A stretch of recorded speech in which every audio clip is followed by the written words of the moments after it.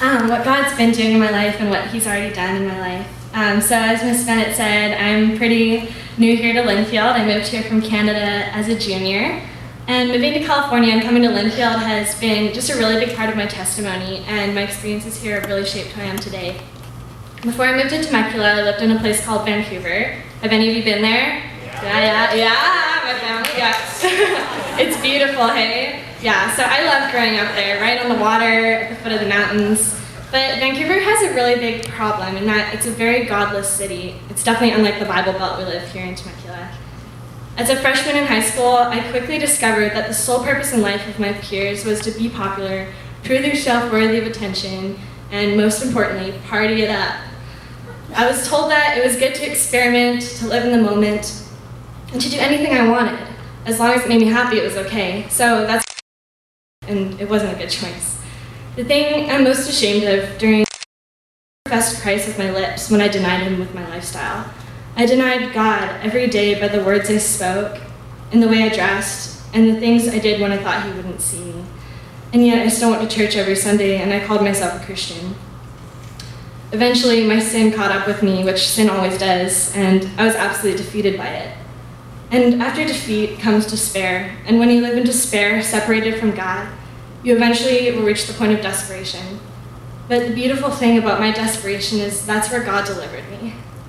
So in my desperation, I grabbed my dusty Bible from underneath my bed and I flipped it open to the first verse I could see. Now that's kind of cheating, so we should really be spending time in the Word every day and not saying, God, speak to me, and open it up. But since God's so merciful, He totally just spoke to me through that in my desperation. And I flipped open my Bible to Ezekiel. It's a really random book, but God just totally spoke to me through this. And Ezekiel 36:24-28 says this: "For I will take you out of the nations. I will gather you from all the countries and bring you back into your own land.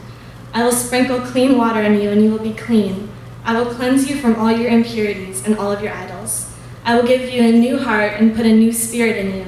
I will remove from your heart of stone and give you a heart of flesh. And I will put my spirit in you and move you to follow my decrees and be careful to keep my laws." And that was no coincidence, because that verse explains exactly what God did in my life. He literally took me out of the nations and brought me to California. He destroyed all of my idols, gave me a new heart and a new spirit, and he just delved in, cleaning the deepest, ugliest parts of me and making me pure. He changed my thoughts and my desires, and He changed absolutely everything about me. The fact that I could come to a school like Linfield is totally just a miracle of God's mercy and provision and His healing. These past 2 years have not been easy, but God has totally blessed me here. He's put friends and teachers in my life that have shown me what an authentic faith is. And that is living your life running so fast towards Christ that there's no room for sin, no room for hypocrisy, and no room for the devil to grab a foothold. Hebrews 12:1 says this: "Therefore, since we are surrounded by such a great cloud of witnesses, let us throw off everything that hinders and the sin that so easily entangles, and let us run with perseverance the race marked out for us, fixing our eyes on Christ, the author and perfecter of our faith." This verse sums up what Linfield has taught me through the Bible classes I've taken, the missions trips I've been on, and most importantly, the people who have impacted my life for Christ. I've learned that this life we have is a vapor in the wind, and if we're not living for Christ and His kingdom, we've missed the very thing that He has called us to do, and that's to bring people to Him. I'm a missionary. And instead of attending college next year, I will be going through a program called Youth with a Mission, also known as YWAM. YWAM is an international discipleship and missionary school whose purpose is to know God and to make Him known. I will spend 3 months studying God's Word and, God willing, learning Spanish in Costa Rica, and then following 3 on the mission field, and I couldn't be more excited.